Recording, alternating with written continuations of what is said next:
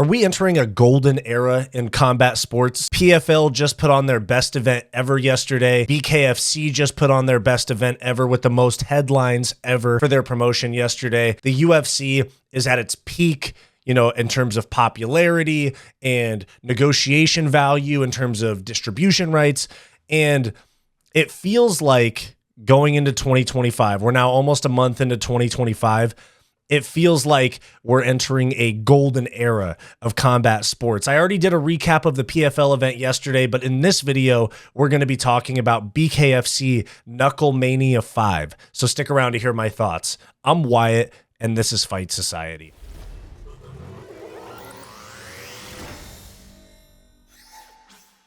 Before we get into the video, guys, please make sure to like, subscribe, drop a comment down below. All that good YouTube stuff really helps me out a lot. If you want access to bonus content and you want to help support the channel even further, become a channel member through the link below this video or the join button on our channel homepage. Thank you very much. Back to the video. So BKFC Knucklemania 5 was last night in Philly. And for those of you that are not familiar with this, because my channel is mostly MMA, BKFC is Bare-Knuckle Fighting Championship, bare-knuckle boxing, run by David Feldman, part owned by Conor McGregor. And Knucklemania is essentially their WrestleMania, their Super Bowl, and all that. It's their big night. And this was their biggest night, for sure. I absolutely loved the event. Here you see the main event was Eddie Alvarez and Jeremy Stephens. Jeremy Stephens ended up winning that fight via corner stoppage after the third round. He really beat up Eddie Alvarez pretty badly in the third round.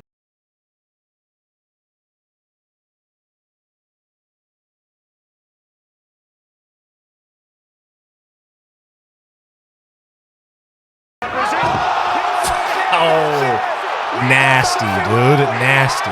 And Ben Rothwell, every time I've seen him in BKFC, it's just funny seeing freaking Conor McGregor putting a belt on Big Ben Rothwell. But since he's moved over to BKFC, Ben Rothwell has probably been my favorite person that I've seen on their roster. I know that they have the bigger names. They have Eddie Alvarez. They had Luke Rockhold. They have Mike Perry. Ben Rothwell, the way that he gets all fired up and he gets the crowd engaged, he goes out there and bangs. He's a big, goofy guy. I think he's potentially a very big draw for BKFC. He could be somebody that could be headlining cards for them. I mean, BKFC's in a place where you Jeremy Stephens, if he stays with them exclusively, Mike Perry's with them exclusively, Ben Rothwell's with them. Like, they're starting to put together, I know they're all UFC releases and such, but people like seeing this, especially because it's not MMA. It's not people going from UFC to Bellator or PFL or ONE, and people go, oh yeah, they weren't good enough for the biggest show, and so they're back on these B-level promotions. This is a totally different sport, so you can kind of sell it as this guy is the best bare-knuckle heavyweight. It's not, has nothing to do with his MMA career, and it's actually a different sport as well. It's bare-knuckle boxing. Distance is different, no grappling, dirty boxing in the clinch and all that, but this is a totally different sport. And so whether it's Mike Perry and Ben Rothwell that were fan favorites but kind of mid in their UFC careers, they can become big stars in BKFC. I think BKFC set up for a massive 2025. Here's some of the highlights from the Stephens and Alvarez fight. Big drop there where Eddie gets 8 counted, and then he gets clipped more in the third round. But really good fight.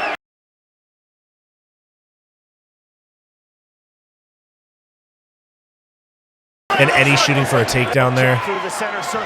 But guys, this is fun stuff to watch. Eddie got knocked down. He took the 8 count. His corner ended up throwing in the towel after the fight. And then aside from the actual fights that were incredible, we have some of the biggest headlines for BKFC where Conor enters the ring. The same thing happened where they got a bunch of headlines because he entered the ring with the belt to challenge Mike Perry to a fight. Here he is with Jeremy Stephens as well. Who the fuck is this? Baby, yes. Yeah, let's make a date. Let's set a date. Who's going to stop me man to man? No one's going to stop me. David, make the date. Let's do it. One down for the pro, yeah? One down for the pro. Let's go. Let's go. Hey, bleed, baby. One more time for Jeremy Little. Now, obviously, Conor's under exclusive contract with the UFC, and this isn't going to happen in the same way that the Logan Paul fight wouldn't happen. But Conor being tied to BKFC makes it infinitely more valuable. And here he is talking about the night and the fights and all of that with the schmo as well. Performance, phenomenal, all the way through. He has been great. You know, he riled up the crowd, came in, got Eddie emotional. It's worked in the past. Eddie's a true warrior, as tough as it comes, seasoned veteran, accomplished fighter, and Jeremy whacked him out of there, so that was amazing, very good, you know.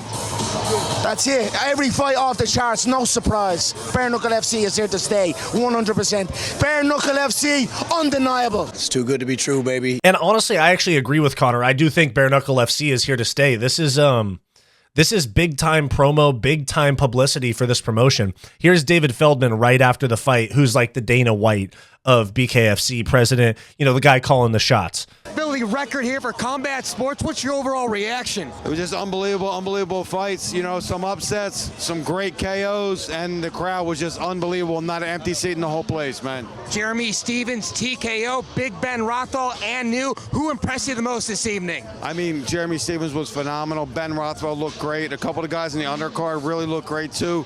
I'm going to make some good announcements back there. And who knows, are we going to see Conor McGregor and Jeremy Stephens? Is that what we're going to see? I think we're going to see that. All right, Mr. Feldman, appreciate your time. And I got to be honest, guys, I really like this David Feldman guy in terms of boss man, president, face of the company type of executives. Dana White, obviously goated. Vince McMahon, best of all time. David Feldman is fantastic. I mean, when we're talking about these up and coming promotions, the lead man is really important. Dana White was pivotal in the growth of the UFC. The things he said on the mic, the way he ran the business, his story, all of that. David Feldman's right in that same lane.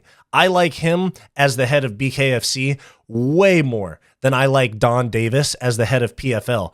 Because, you know, this guy, David Feldman, tough Philly guy, fits the fighting culture very well. He's told some really crazy stories about, you know, his time growing up with his mom and all the, he had a hard life. And I think that resonates with this type of sport very well, because it's not just MMA. It's not just fighting. It's bare knuckle fighting.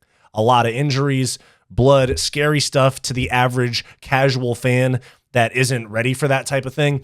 And I think this is the guy to like take them to the next level in terms of the promotion. I think they're in a way better spot with this guy as their face than PFL is with Don Davis. Now, with that said, PFL did just put on their best card ever. And that's why the kind of, even though this is a reaction to Knucklemania 5, this is kind of like a, hey, 2025 combat sports is about to be as big as it's ever been. That we're about to be in a golden age for combat sports, I'm telling you. UFC peak. PFL maybe starting to figure it out. BKFC got it going on. The biggest name in the sport, Conor McGregor, tied to it as well. I think they're going to take this all the way.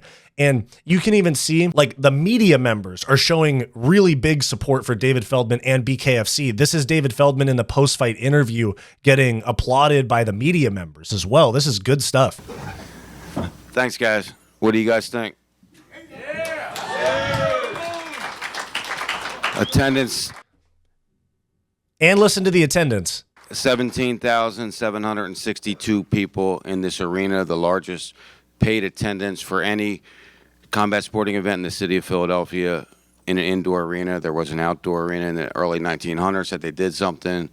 We broke the record. BKFC is legit. They can sell out the same type of size arenas that the UFC does. Now, keep in mind, you know, this is their biggest night, and the UFC could sell out that arena with a weak fight night. But with that said, they're selling out UFC type of arenas, you know? And this is really big. Like, maybe we're getting to the point with combat sports where, like, International Fight Week in Vegas is a type of thing where you got fucking all this media stuff the entire week. You have a massive UFC pay-per-view on Saturday, maybe a PFL event on Friday, because that's what they did last year.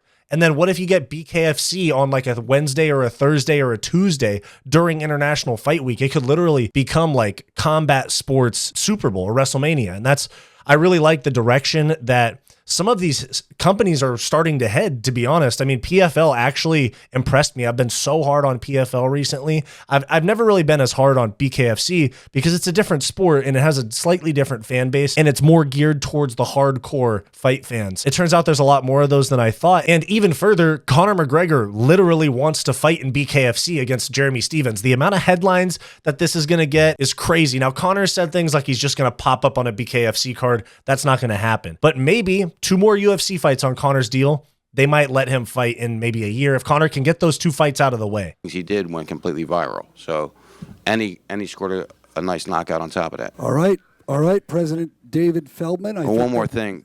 As I was walking out of the arena, Conor actually tapped me on the shoulder, and he told me to make sure that I tell everybody that he's fighting Jeremy Stephens in BKFC. That's what he said. I don't know if it's happening. I'm telling you, Conor just told me that he's fighting Jeremy Stephens in bare-knuckle. Wow. Well, I think we'll handle that one. Give it up for President David Feldman. A wonderful homecoming, reinventing the sport of fighting in Philadelphia. I mean, guys, really great stuff. And overall, I really like BKFC's production as well. You guys hear me talk about this, and I know some fight fans don't consider this, but the production of the event is really big, and the camera action, the lighting, the pacing of the event, it's really good. Like, it's not boxing where we're watching, taking 8 hours to watch 8 fights. The UFC, they're putting on 13 fights in 6 hours. 15 fights in 7 hours, stuff like that. And that includes pause breaks and commercials and all this different stuff. BKFC keeps a good pace, and I really like it. And with the amount of fights that are like 5 minutes or less, 3 minutes or less because of cuts and breaks and KOs, even more than MMA, the fights go by quick. So there's a very big opportunity for a fan base to grow with BKFC, because there's plenty of people that like the high pace action that literally won't watch boring stall grappling like we see in MMA, like from our bantamweight champion, Merab Dvalishvili right now. But with BKFC, there's literally no option for that. And that's why I think that a casual fan base that is there essentially for violence, the same reason that casual fans go to the UFC, could be even more inclined to BKFC if they really don't want to watch grappling. Now, the blood and the crazy violence compared to the UFC, because it is more violent than the UFC, might make it a little taboo for a while, but they're on DAZN. Conor McGregor's involved. They're getting the headlines. I think this is good stuff. I think we're about to enter a golden era of combat sport. 2025 and on, crazy stuff. That obviously means good things for my channel, but overall, combat sports is in a very good place, which is weird because 6 months ago, I was like, wow, all we have is UFC and they're becoming more and more corporate. Is combat sports and MMA going to start to dwindle a little bit? And now I'm in a completely different mindset. I think that combat sports is in a fantastic place in 2025. So let me know what you guys think about the state of combat sports. Like I was just talking about BKFC, Knucklemania 5. Do we ever see Conor McGregor in BKFC? Let me know what you think down below. Thanks for watching this video. Please make sure to like, subscribe, all that YouTube stuff. It really helps me out a lot. If you want access to bonus content, become a channel member today by clicking the join button on our channel homepage or the link down below this video. If you're interested in some non-MMA content from me, go check out my podcast, What's Up Bro, with Wyatt and Bo, in the link down below. Go watch this suggested video, and I'll see you next time.